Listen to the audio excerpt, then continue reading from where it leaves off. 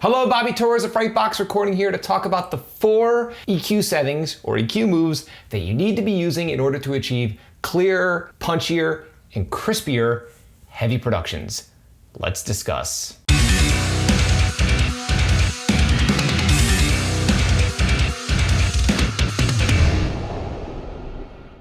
So before we begin, I'm excited to let you know that I'm now offering direct access for absolutely free to my crisp and clear heavy mix formula. The heavy mix formula features 3 key components. My EQ and compression cheat sheet that has all of my starting points for both EQ and compression for all of the main instruments within a heavy production. The cheat sheet contains clickable links to private tutorials for each of these individual instruments, as well as multi-track downloads that accompany each of the individual tutorials. Again, you'll have access to the cheat sheet, the individual tutorials for each of the instruments, as well as a multi-track download for each of these tutorials. The heavy mix formula is absolutely free, and there's a link below that you can click and you can have direct access right now. So without any further ado, let's talk about the 4 different EQ settings or EQ moves or EQ filters that you need to be using in order to achieve a crisp and clear heavy production, or any production for that matter. And the first filter that you need to be using is the most commonly talked about,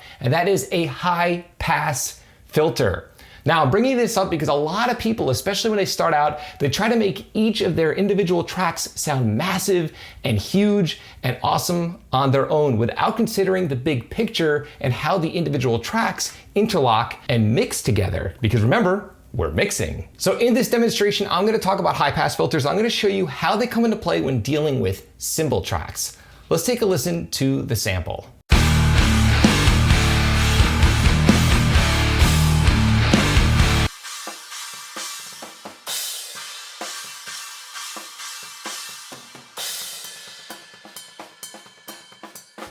So as you can hear, the cymbals in solo sound very, very thin, but in context of the rest of the mix, they sound pretty good. So what I'm gonna do right now is I'm gonna bypass the high pass filter on my main cymbal tracks, and let's take a listen to what the cymbals sound like.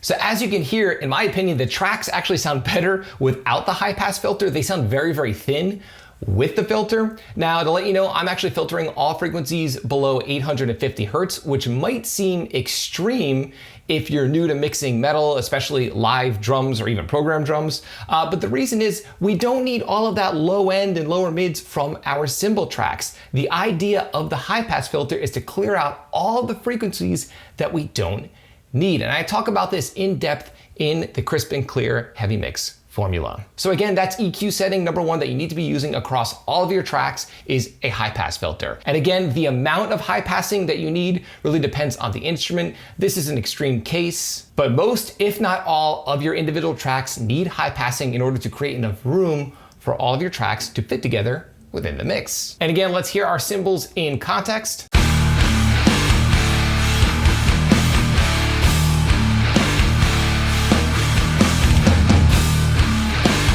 In context of the mix, now the cymbals are living only in the high end and the upper mids where they belong. Okay, now EQ setting or filter that you need to be using within your mixes to achieve a nice clear mix.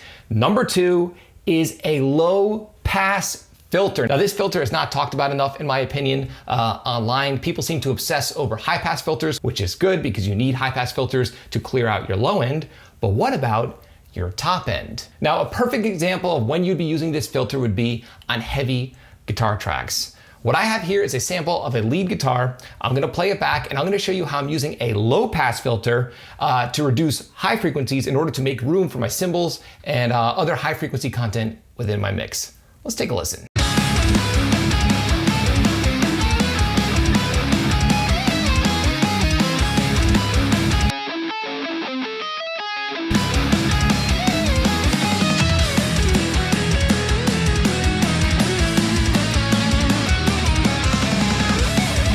Now, if you listen to the guitar in solo without the low pass filter, let's hear how it sounds.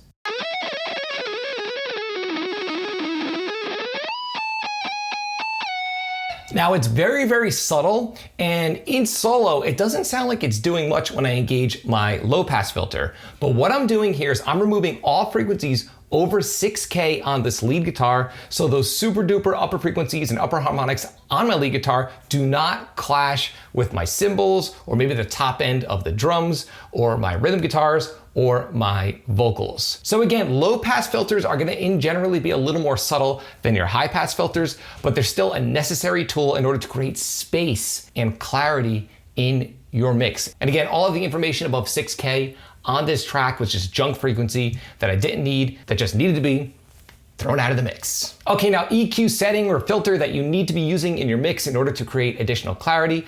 Number 3 will be your high shelf filter. Again, I don't hear people talk about this enough, but I use it all the time. And what a high shelf filter, or even a low shelf filter for that matter, is a filter like here up in the high end that you could boost or cut. But unlike high and low pass filters, you're not removing frequencies above a certain cutoff point. You're simply boosting all frequencies above or below a specific cutoff point. And in the case of a high shelf filter, you're boosting or cutting all frequencies above, again, a specific cutoff point. And in here, I'm cutting all frequencies above 8K. And in this sample, I'm doing it on some screams. Let's take a listen.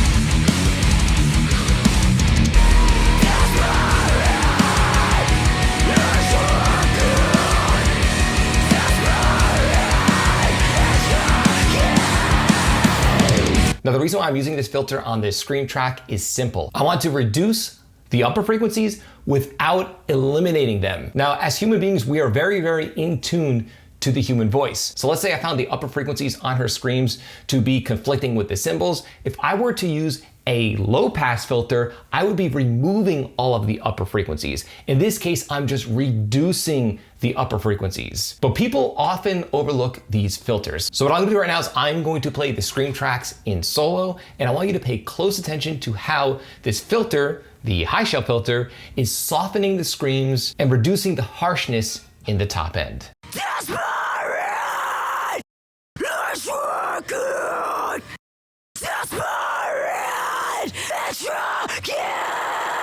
As you can hear, it's reducing the harmonics that we don't need in the mix. And just to be ultra clear here, I'm gonna show you what it would sound like with a low pass filter. See, it sounds like she's underwater. But with the high shelf filter reducing that range, it's warming up the vocal sound, but it still sounds present because those frequencies still exist. They are just subdued and just not as extreme. And it's allowing my scream vocals to fit into the mix like a glove. All right, and this brings us to EQ setting or filter that you need to be using in order to create clarity in your mix. Number 4, and you guessed it, it is a low shelf filter, probably one of my favorite EQ moves or tools that exist. Let's say you have a sound. That sounds great, but it's a little rumbly, and you don't want to get rid of the subs, you don't want to get rid of the low end, but you just want to reduce the low end. There's no better way to do it than to use a low shelf filter. And I do this a lot on a lot of different instruments, but one of my favorite examples is on vocals as well. So I have some clean vocals here, and I want you to take a close listen to them.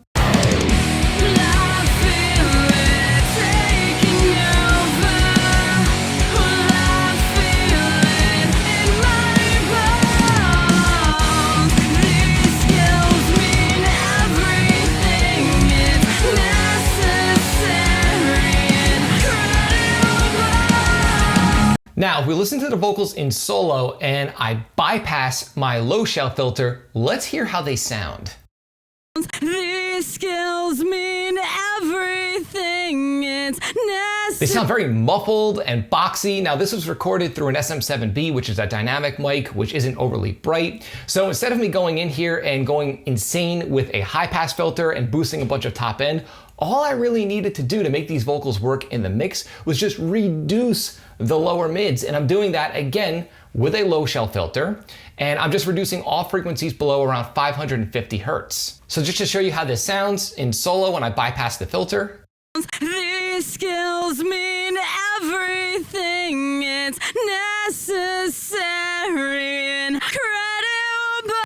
So as you could hear, when I engage the low pass filter, my vocal sounds much clearer, and the reason why is simple. I'm just reducing all of the frequencies below 550 hertz. I'm not getting rid of the frequencies, I'm just reducing them, but keeping them intact because they are adding to the sound. I just didn't want as much low mids as existed naturally within the sound in the first place. So there you have it. Those are the 4 EQ moves and EQ settings that you need to be using in order to create clarity within your mixes. And the good news is you do not need any fancy plugins. Any stock plugin could do any one of these EQ moves that I've demonstrated in this tutorial. So let me know, I would love to know, are you using these filters in your own mixes? Are you using some of them? Are you using all 4? Leave a comment in the comment section below and let me know your opinion. I'd love to hear it. And again, if you'd like to learn more about EQ and compression in order to achieve more professional sounding mixes, you could have direct access for absolutely free to my crisp and clear heavy mix formula. The heavy mix formula is comprised of 3